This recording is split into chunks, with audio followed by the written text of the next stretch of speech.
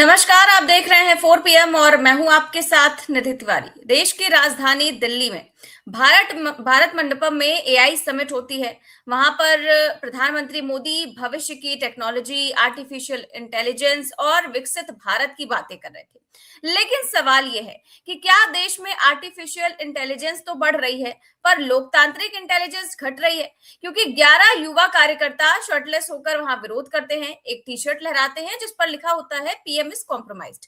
ना पत्थर चला, ना आगजनी हुई, ना कोई हिंसा हुई, शांतिपूर्ण प्रदर्शन।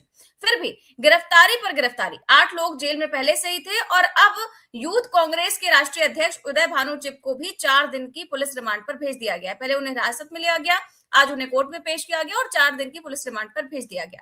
अब इतनी बड़ी कार्रवाई किस लिए हुई है? क्या एक टी शर्ट के लिए? क्योंकि दिल्ली पुलिस कहती है कि मास्टरमाइंड, लॉजिस्टिक सपोर्ट, साजिश, इतने बड़े बड़े शब्दों का इस्तेमाल करती है एक राजनीतिक विरोध के लिए। आखिर इतनी घबराहट क्यों है? क्या एक नारे से सत्ता की नींव हिल जाती है? क्या एक टी शर्ट से सरकार अस्थिर हो जाती है? क्योंकि देश में बड़े बड़े आतंकी हमलों के जो आरोपी हैं वो तो आज तक नहीं पकड़े गए, लेकिन यहाँ टी शर्ट बरामद हो गई, इस तरह की हेडलाइन बन रही है। क्या यही न्यू इंडिया है, जहां सहमति को अपराध बना दिया जाए, जहां युवा सवाल पूछे तो उसे साजिश बता दिया जाए? प्रधानमंत्री मोदी मंच से तंज कसते हैं, कांग्रेस को बताते हैं कि उन्हें कपड़े उतारने की जरूरत नहीं थी, कांग्रेस तो पहले से ही नंगी, इस तरीके की भाषा का इस्तेमाल करते हैं। लेकिन क्या लोकतंत्र में आलोचना का जवाब जो है वो गिरफ्तारी है? आज का सबसे बड़ा सवाल यही है और इसी सवाल पर आज हम चर्चा करेंगे। इस चर्चा में हमारे साथ मौजूद हैं प्रोफेसर अखिल स्वामी सर। सर, बहुत बहुत स्वागत है आपका। तो सर, हमने देखा कि पिछले 2-3 दिनों से कांग्रेस के कई कार्यकर्ताओं की गिरफ्तारी चल रही थी। वो पहले से ही हिरासत में थे और अब कांग्रेस यूथ के अध्यक्ष को भी गिरफ्तार कर लिया गया है और इतने बड़े पैमाने पर इसको लेकर के हेडलाइंस बनाई जा रही हैं। कांग्रेस के प्रेसिडेंट उदय भानु को कांग्रेस के दफ्तर में पुलिस आती है और वहां से उनको उठा करके थाने में ले जाया जाता है। और ये गिरफ्तारी जिस तरीके से की गई है, इसने सवाल उठाया है कि क्या हमारे कार्यकर्ता कोई आतंकवादी हैं जो उनके साथ इस तरह का सुलूक किया जा रहा है? कांग्रेस का कहना है कि प्रधानमंत्री मोदी जो है वो कायर है, संसद में आकर अपने फैसलों और नीतियों का बचाव करने से डरते हैं। यही वजह है कि वो डराने के लिए, दबाने के लिए इस तरीके की कोशिश कर रहे हैं। और क्या कुछ हुआ है, क्या कुछ कहा है, इसको आगे हम बताएंगे। लेकिन सबसे पहले इस पर राहुल गांधी की जो टिप्पणी आई है, राहुल गांधी का जो ट्वीट आया है, वो दिखा देते हैं कि आखिर किस प्रकार से राहुल गांधी इसका विरोध कर रहे हैं। वो कह रहे हैं कि शांतिपूर्ण विरोध हमारी ऐतिहासिक धरोहर है, ये हमारे खून में है और हर भारतीय का जो है ये लोकतांत्रिक अधिकार है। मुझे ये जो उन्होंने साफ तौर पर ट्वीट किया है कि मुझे युवा कांग्रेस के अपने बब्बर और साथियों पर गर्व है, बब्बर शेर साथियों पर गर्व है, जिन्होंने कॉम्प्रोमाइज्ड पीएम के खिलाफ निडर होकर देश के हित में आवाज उठाई है। अमेरिका के साथ हुए ट्रेड डील, देश के हितों से समझौता किया गया है। ये समझौता हमारे किसानों और टेक्सटाइल उद्योग को नुकसान पहुंचाएगा तथा हमारे डेटा को अमेरिका के हाथों में सौंप देगा। इस सच्चाई को देश के सामने रखने के लिए युवा कांग्रेस अध्यक्ष उदय भानु चिब और आईवाईसी के अन्य साथियों को गिरफ्तार तानाशाही प्रवृत्ति और कायरता का प्रमाण है। अब सर, ये जो कांग्रेस पार्टी के द्वारा, राहुल गांधी के द्वारा ट्वीट किया गया है, और इसके साथ ही साथ मैं तस्वीरें दिखा देती हूँ कि कैसे उदय भानुचिप को गिरफ्तार करके ले जाया जा रहा है हिरासत में। इन तस्वीरों को लेकर के, इस पूरी जो खबर है, इसको लेकर के आपका क्या कहना है सर? जय संविधान। देखिए, अभी तक हम लोगों को जो राहुल गांधी से शिकायत थी, और कई बार मैं इसको प्रकट भी कर चुका था। देखिए, हमारे देश की परंपरा है महात्मा गांधी की परंपरा, और महात्मा गांधी ने जो विश्व को एक रास्ता दिखाया था, वो दिखाया था कि अहिंसात्मक आंदोलन और प्रतीकात्मक असहयोग, ये उन्होंने रास्ता दिखाया था और इसमें कांग्रेस को आगे बढ़ना चाहिए था। लेकिन चलिए, राहुल जी ने मेरे ख्याल से शायद उस समय का वेट कर रहे थे जब जनता के दिमाग से भ्रम हट जाए और लोगों को लगे कि ये सरकार उनके हितों से समझौता कर रही है। 8-10 साल तो देखिए हनीमून पीरियड होता है।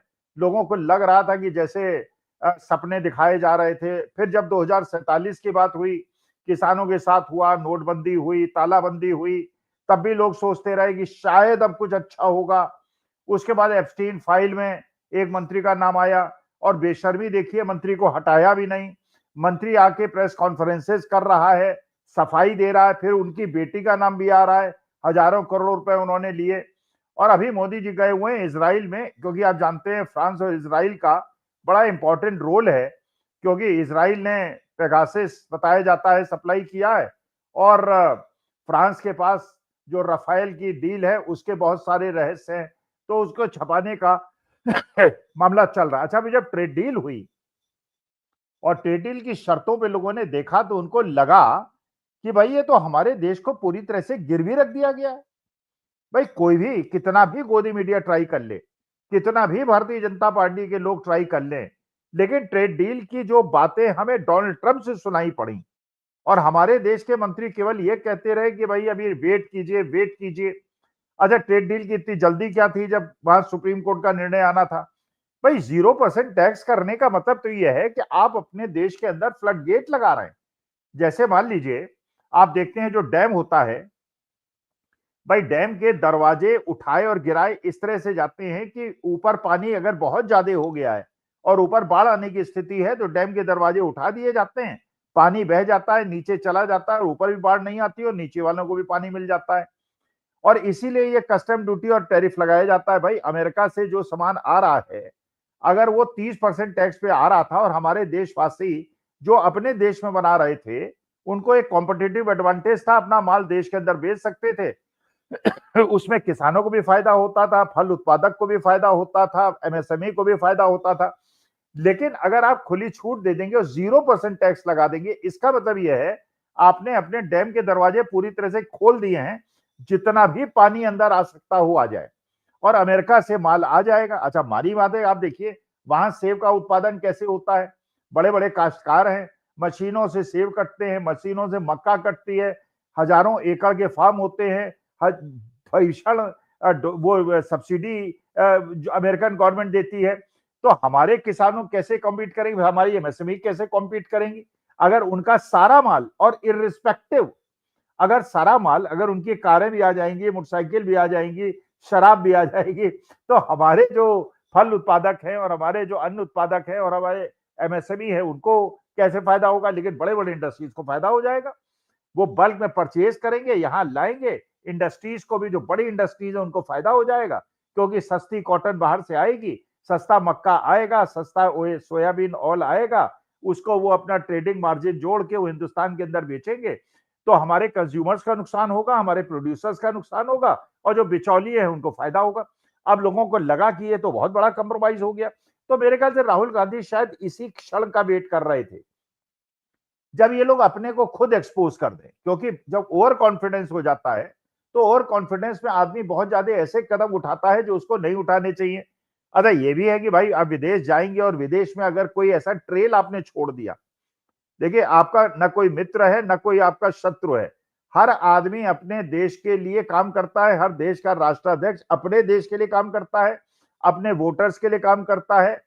और वो मानी बात है कि आपके किसी भी लूप होल को, जैसे कहते हैं हमारी सामान्य लैंग्वेज भी कहते हैं कि कोई रहस्य ऐसे होते हैं जो अपने घर के और अपने मित्र, खासम खास मित्र को भी नहीं बताने चाहिए, क्योंकि अगर आप वो रहस्य उनको पता चल जाएंगे किसी भी दिन आपको ब्लैकमेल करना शुरू कर देगा। वही आज के तारीख में स्थिति हो रही है जो सुब्रमण्यम स्वामी कह रहे हैं। अब एप्स्टीन फाइल में तो अभी 50% फाइल खुली है, 50% आनी बाकी है।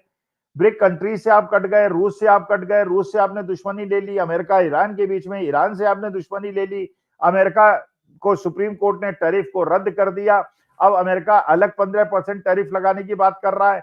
अगर आप अमेरिका की बात या डोनाल्ड ट्रंप की बात नहीं, अच्छा वो केवल हमको इंगित कर रहा है, हमको आइसोलेट कर रहा है, वो केवल गवर्नमेंट ऑफ इंडिया की बात कर रहा है, वो केवल मोदी जी की बात कर रहा है, इसका मतलब यह कि वो हमारे देश को एक्सप्लॉइट करना चाहता है। अच्छा, राहुल गांधी ने जो हमारी शिकायत थी वो शिकायत को दूर कर दिया।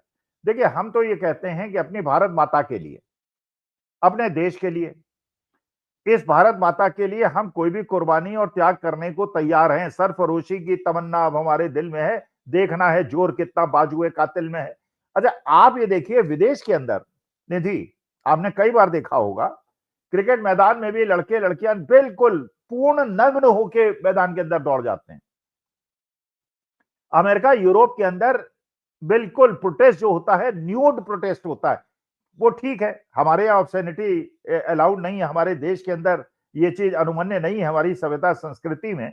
लेकिन अनिल विज 40-50 लोगों को, जब हुड्डा जी की सरकार होती है तो पूरा ऊपर का शरीर नंगा करके करते हैं। एक प्रवक्ता है भारतीय जनता पार्टी के जो इंटरनेशनल टीवी डिबेट में बिना अंडरवियर और पैंट पहने बैठ जाते हैं और जब पता चलता है तो उनकी बड़ी बेइज्जती होती है। उसमें भी कोई कानूनी धारा नहीं लगती, उसमें भी कोई इस टाइप की ऑब्सेनिटी की बात नहीं होती।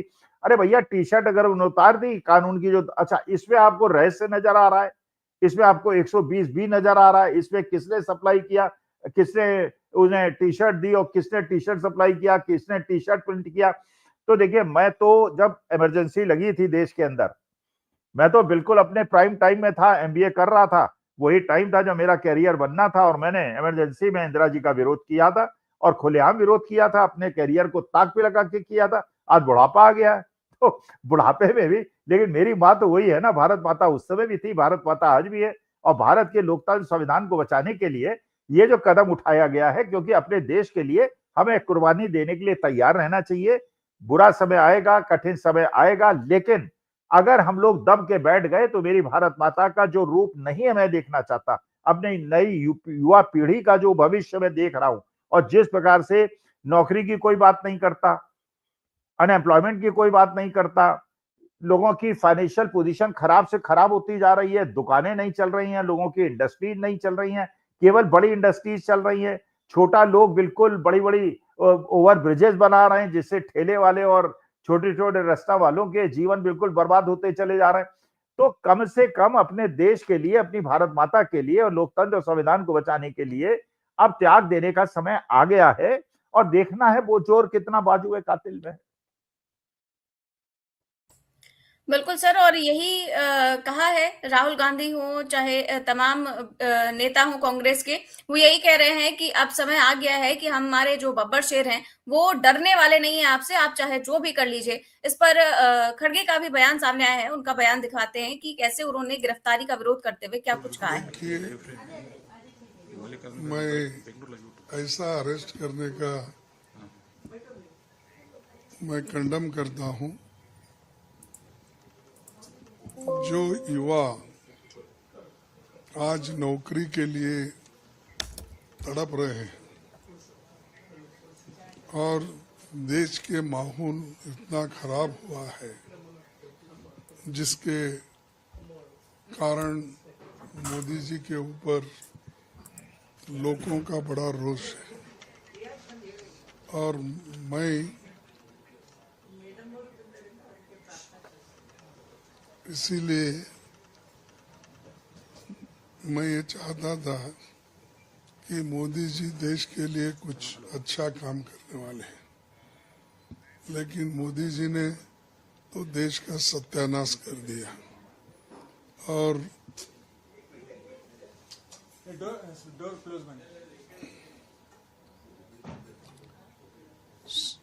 मोदी ने तो देश का सत्यानाश कर दिया और खास करके ट्रंप के सामने उन्होंने घुटने टेके, नाक रगड़ के उनके सारे कंडीशन को उन्होंने मान लिया, जिससे पूरा देश शर्मिंदा हो गया। जो चीजें हमारे किसानों के मदद के लिए या किसानों के अच्छाई के लिए हमको करना चाहिए था, उसका बजाय उन्होंने किसानों का सत्यानाश करने का उनसे बातचीत की है। और ये एक उन्होंने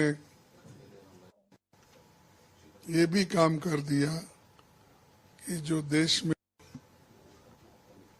पहले से ही लोग ये समझते थे कि भाई मोदी जी देश के अच्छाई के लिए ट्रंप से बात कर रहे हैं, लेकिन ट्रंप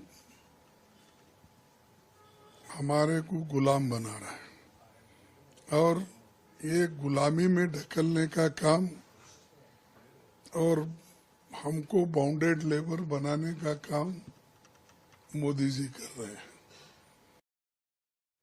ये तो था सर कांग्रेस अध्यक्ष मल्लिकार्जुन खड़गे का बयान। अब जो उदय भानु चिब जिन्हें गिरफ्तार किया गया है, उनकी मां का बयान सामने आया है और उन्होंने बहुत ही सधा हुआ सा बयान दिया है और कह रही हैं कि वो कि भाई गिरफ्तार कर लीजिए आप, इससे कोई फर्क नहीं पड़ता कि वो मेरे बेटे को कितने समय के लिए जेल में रखते हैं। जब भगत सिंह शहीद हुए थे तब भी इन लोगों ने उनका साथ नहीं दिया था। क्या कह रही है वो, उनका बयान भी सुनाते हैं। हम तो इधर जम्मू में बैठे हैं, वहाँ हम मीडिया में ही देख रहे हैं कि यूथ कांग्रेस ने जो प्रोटेस्ट किया था एआई समिट में, तो उसके खिलाफ जो प्रोटेस्ट हुआ, उन बच्चों को भी गिरफ्तार कर लिया हुआ है और उदय को भी गिरफ्तार कर लिया हुआ है।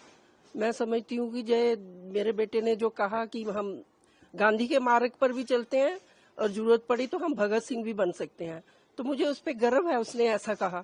आज भगत सिंह की जरूरत है हमें, और सभी नौजवानों से मैं आह्वान करती हूँ कि भगत सिंह बनो और अपने देश की सोचो।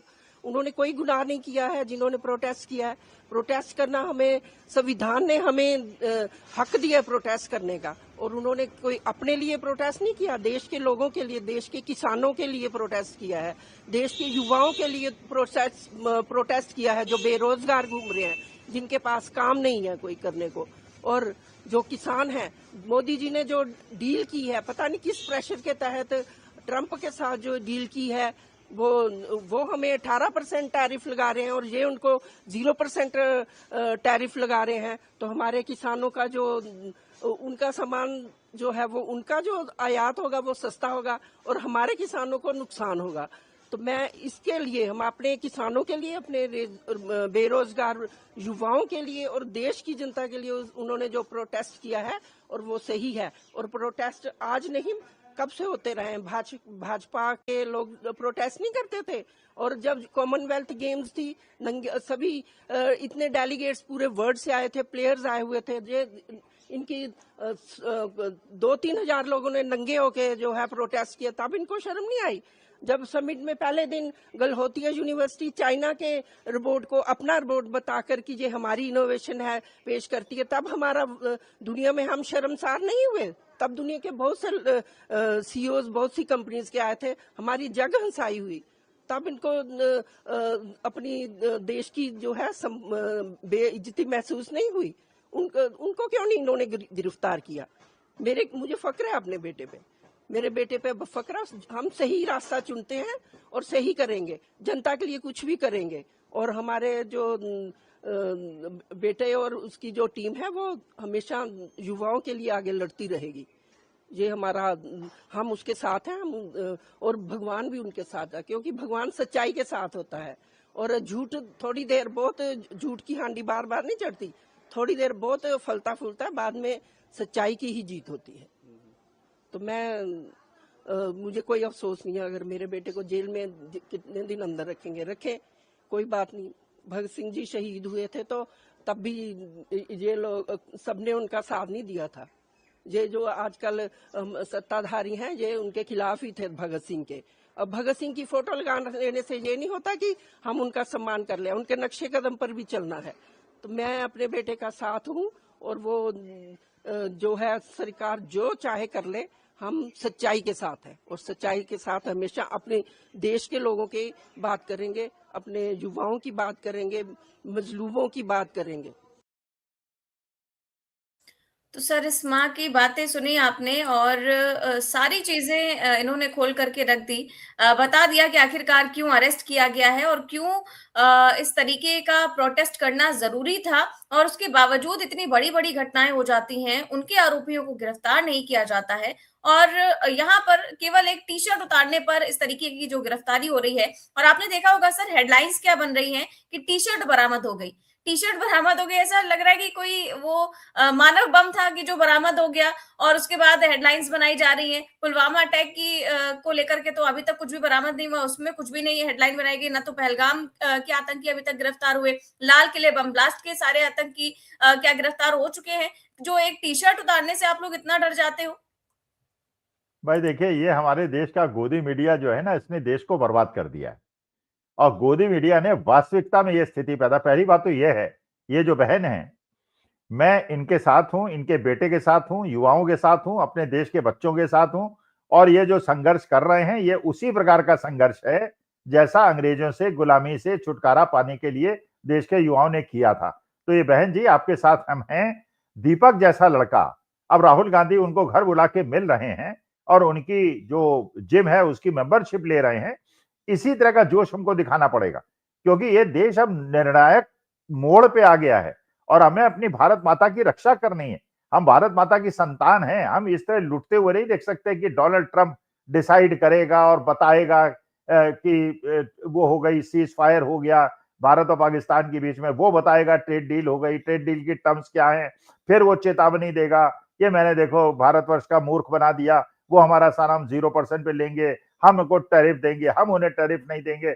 इस प्रकार का मजाक सुनने की महाराज हमको अपनी 74 साल की उम्र में मुझे आदत नहीं पड़ी है और देश जब से आजाद हुआ है हमको इस चीज की आदत नहीं है।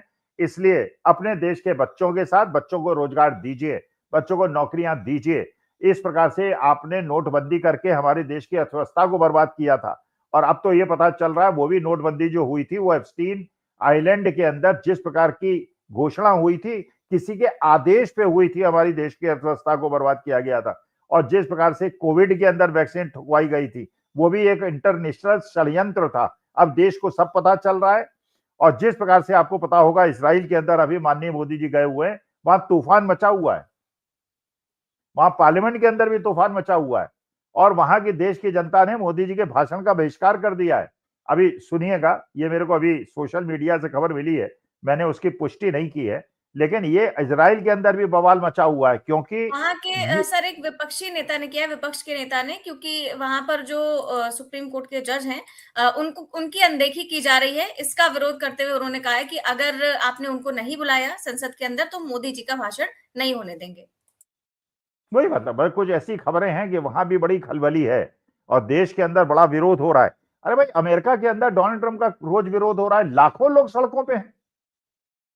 आपने देखा क्यूबा के अंदर आंदोलन हो रहे हैं, फ्रांस के अंदर, जब हमारे देश के अंदर हमारे देश के किसानों को कीलें ठोक कर दिल्ली में आने से रोका गया था, उस समय पेरिस में और लंदन के आसपास लोग ट्रैक्टर लेके किसान शहरों के अंदर घूम रहे थे। भाई, डेमोक्रेसी का मतलब क्या है? और भगत सिंह ने क्या किया था? भगत सिंह ने कोई दोष किया था? भगत सिंह ने कोई गलती की थी क्या जिसके लिए उन्हें फांसी पे चढ़ना पड़ा? भाई, जो बम उन्होंने फोड़ा था वो तो केवल एक बहरे लोगों को सुनाने के लिए बम फोड़ा था और ये सुनाना क्योंकि कोई उनकी बात सुन नहीं रहा था। लेकिन उनको, चलिए, अंग्रेज थे, हमारे दुश्मन थे, भारतीय जनता पार्टी के जो पूर्वज थे वो अंग्रेजों के साथ खड़े हुए थे, कांग्रेसी और क्रांतिकारी उनके खिलाफ लड़ रहे थे, लेकिन सरदार भगत सिंह को फांसी हो गई थी। तो देखिए, इन बच्चों के साथ हम हैं और अपने देश की मर्यादा को कायम रखने के लिए, अरे उधर शंकराचार्य पे एक हिस्ट्री शीटर जो है आरोप लगा रहा है। अब वो जो हिस्ट्री शीटर ने जिन जिन लोगों को परेशान किया था वो हमारे शंकराचार्य के पास जाके शरण में जा रहे हैं।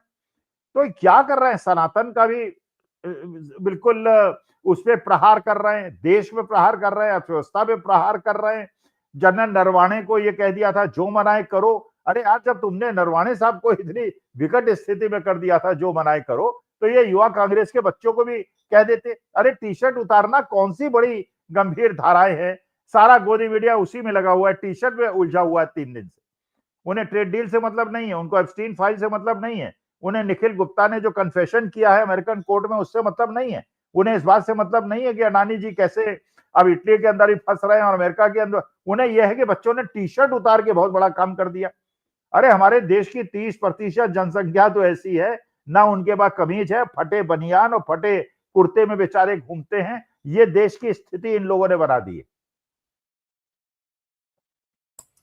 बिल्कुल सर, और देश की ऐसी स्थिति पर कल जब शाम को हिरासत में लेने के लिए पहुंचे युवा कांग्रेस के अध्यक्ष को, तो अलका लांबा जो कि कांग्रेस महिला युथ की अध्यक्ष हैं, उन्होंने वहां पर किस प्रकार से पुलिस के सामने बातचीत रखी, अपनी बात रखी, क्या कुछ कहा है, उनका वीडियो भी बहुत ज्यादा वायरल है, वो दिखाते हैं। लास्ट के टाइम पे सारे इकट्ठे ना हो जाए एक साथ। आप लोग भीड़ मत करिए, लगा दीजिए 144 जो धारा की दो आदमी इस देश में इकट्ठा होकर आवाज करते। आप प्लीज इतनी तानाशाहियां जिस तरह से युवा कांग्रेस के साथियों को उठा रहे, बताइए तो इससे पहले किस बलात्कारी आतंकी आपने इस तरीके से उठाया। अगर उठाया होता तो देश के हालात हमारी बच्चियों के लिए आज ऐसे ना होते, आज ऐसे ना होते। कहीं ना कहीं देश की कानून व्यवस्था, संविधान, लोकतंत्र टॉप पे, इसलिए यहाँ देश का हाल हो गया आज तक, इसलिए हाल हो गया। भाई साहब, डर निकल गया है हम कांग्रेसियों के मन से। क्या करेंगे आप? जो करना है वो कर रहे हैं। 10 मुकदमे दर्ज है मेरे और मेरी महिला कांग्रेस की शादियों पर। 20 मुकदमे दर्ज कर सकते हो, कर दिए। रोज कोर्ट में बुलाकर खड़ा कर सकते हो ताकि कहां जाकर इस तरह से बात। तो ये तेवर देख कर के आप क्या कहेंगे सर? वो कह रही है कि आपको जितने मुकदमे दर्ज करने कर लीजिए, और वैसे ही आप दर्ज कर चुके हैं, इससे ज्यादा आप कुछ कर नहीं सकते हैं। इतने बलात्कार हो रहे हैं और न जाने कितनी घटनाएं, उसमें आप कुछ नहीं कर रहे हैं, और यहाँ पे पूरी फोर्स खड़ी कर दी है सिर्फ इसलिए कि केवल टी शर्ट उतार दी कांग्रेस ने। देखिए, इन पुलिस अधिकारियों कर्मचारियों को भी, ये भी हमारे देश के नागरिक हैं, हमारे परिवार के सदस्य हैं, इनको भी सोचना चाहिए कि भाई अपने देश और लोकतंत्र का और हमारे संविधान की रक्षा करना जैसे हमारा कर्तव्य, वैसे इनका। अब देखिए, प्रदेश की जो कानून व्यवस्था है निधि, क्या है, आप जरा 2 घटनाओं से समझिए। कल मैं गोदी मीडिया में था और उस गोदी मीडिया ने इसी टॉपिक पे डिस्कशन रखा था। बुलंदशहर के अंदर एक एयरफोर्स ऑफिसर अपने पिता के साथ कार में जा रहा था। अच्छा, एयरफोर्स ऑफिसर का जो पिता था वो, उसको ब्रेन ट्यूमर हो गया था, तो उसकी शारीरिक स्थिति बहुत ज्यादा अच्छी नहीं थी। जब वो जा रहा था तो एक गांव पड़ा जहां पे एक बारात पार्टी निकल रही थी। बारात पार्टी में 40-50 लोग शराब पिए हुए धुत थे। पूरी सड़क उन्होंने घेर रखी थी। तो जो बाराती थे उन्होंने कहा, नहीं आप अपनी कार वापस ले जाइए। अच्छा, पूरा जाम लगा हुआ था किनारे, तो उन्होंने कहा साहब आधी सड़क खाली कर दीजिए, हम लोग कार लेके निकल जाएंगे। उस लड़के की इतनी ज्यादा पिटाई की है, इतनी ज्यादा पिटाई की है एयरफोर्स ऑफिसर की, और पिता क्योंकि बीमार था उसने भी रक्षा की, लेकिन उसकी भी पिटाई की। जब वो पुलिस थाने पहुंचा तो उसको हॉस्पिटल में कहा, नहीं अभी अपनी आप चिकित्सा करा लीजिए, लेकिन वो लोग अरेस्ट नहीं हुए। और ये एयरफोर्स के कर्मचारी के साथ हुआ है। इसी प्रकार से वहां पे कानपुर के अंदर एक डिफेंस के ऑफिसर जो छुट्टी मनाने घर आया था, उसकी पिटाई कर दी। तो मैंने उस कार्यक्रम में यही कहा कि भाई, जब एयरफोर्स के ऑफिसर, आर्मी के वर्किंग ऑफिसर वो सेफ नहीं है, हमारे देश के रेसलर सेफ नहीं है, हमारे देश के शंकराचार्य सेफ नहीं है, हमारे देश के प्रधानमंत्री सेफ नहीं है। हमारे देश के प्रधानमंत्री 20 किसानों को देख के डर जाते हैं, हमारे देश के प्रधानमंत्री 4 महिलाओं से डर जाते हैं। तो हमारे देश में सेफ कौन है? जब हमारे ऑफिसर्स ही सेफ नहीं है, जो हमारे देश की सीमाओं की रक्षा करते हैं, वही अपने देश के अंदर सेफ नहीं है। और ये सेफ क्यों नहीं है? क्योंकि इन लोगों ने टेम्पर्स को इतना ज्यादा हाई कर दिया है आज की तारीख में। जो भी झुंड में होता है, जो भी झुंड में होता है, वो जो भी कम संख्या में होता है उसे पीटना शुरू कर देता है। लेकिन चलिए, अच्छी खबरें भी आ रही हैं। लखनऊ की आंधी, ये पहले नहीं सुनाई पड़ता था, अब ये दीपक कुमार का कोटद्वार का जब से केस हुआ है तब से ऐसे घटनाक्रम हो रहे हैं। दीपक ने शुरुआत की। कल वहां पे जब ये नमाज पढ़ी जानी थी तो वहां पे मुसलमान बच्चे थे, कुछ लोग आ गए, उन्हें कि यहाँ नमाज नहीं पढ़ेंगे आप। तो हिंदू लड़के खड़े हो गए घेरा बना के, उन्होंने कहा ये नमाज पढ़ेंगे, हम इनकी रक्षा करेंगे, देखें कोई क्या करता है। और ये घटनाएं अब आ रही हैं लखनऊ से कि साहब सुबह जो इनकी मुसलमानों की रोजा शुरू करने से पहले सहरी होती है, वो हिंदू भाई बहनों ने बनाई कि नहीं तुम नमाज पढ़ो, हम तुम्हारे लिए सहरी बनाते हैं। ये चाहिए भेदभाव, हमें इस प्रकार का प्यार भाव चाहिए। और अब देहरादून में भी हो रहा है, ये देश के अंदर शुरू हो गया है। अब हिंदू समझ गए, असली हिंदू समझ गए, ये फर्जी और कमीशन लेने वाले और ढोंगी और पाखंडी ऐसे लोग जो डकैत होते हैं और जिन पे गौ हत्या के मुकदमे चलते रहते हैं, जो जिना बदर हो जाते हैं, जो हिस्ट्री शीटर होते हैं, बड़ी बड़ी दाढ़ी बना के शंकराचार्य के ऊपर केस कर देते हैं। लेकिन असली जो हिंदू है, असली मुसलमान है, असली सिख ईसाई है, वो ये समझ गया है कि इस देश की रक्षा हम ही को करनी है, हम ही इस भारत माता के बच्चे हैं, हमें अपनी माँ की रक्षा करनी है। और जैसे इसके गौरव गाथा को बर्बाद किया जा रहा है, बदनाम किया जा रहा है, तो अपनी माँ की रक्षा के लिए हमको आगे आना पड़ेगा। लेकिन army officers, air force officers themselves are not safe in this country now. बिल्कुल सर, वही तो विपक्ष कह रहा है कि इस देश में कोई भी सुरक्षित नहीं है, कोई भी सुरक्षित नहीं है, और इसीलिए अगर आवाज उठाई जाती है तो उनको दबाने के लिए गिरफ्तारियां होती हैं, उनको दबाने के लिए इस प्रकार से आप देखते हैं कि जब प्रदर्शन होते हैं तो उन पर लाठी चार्ज होता है और पता नहीं क्या क्या हिंसाओं की जो खबरें हैं वो सामने आती हैं। हालांकि अब कांग्रेस का कहना है कि जो कांग्रेस के बब्बर शेर हैं वो रुकेंगे नहीं, झुकेंगे नहीं और लड़ते रहेंगे। आपको जितनी गिरफ्तारी करनी है आप कर लीजिए, जितने मुकदमे करने हैं, जितनी एफआईआर करनी है कर लीजिए। देखते हैं ये मामला जो है वो कहां जाकर के थमता है, कहां जाकर के ये हेडलाइंस बननी बंद होती हैं कि टी शर्ट बरामद हुई है, कांग्रेस के कार्यकर्ता मिल चुके हैं और पता नहीं क्या क्या जो हेडलाइंस बन रही है। बहुत बहुत शुक्रिया सर आपका आज की चर्चा के लिए। तो आप देख रहे थे आज की चर्चा, कैसी लगी आपको हमें कमेंट बॉक्स में अपनी राय जरूर दें। चैनल को सब्सक्राइब भी करें और ज्वाइन भी करें। नमस्कार।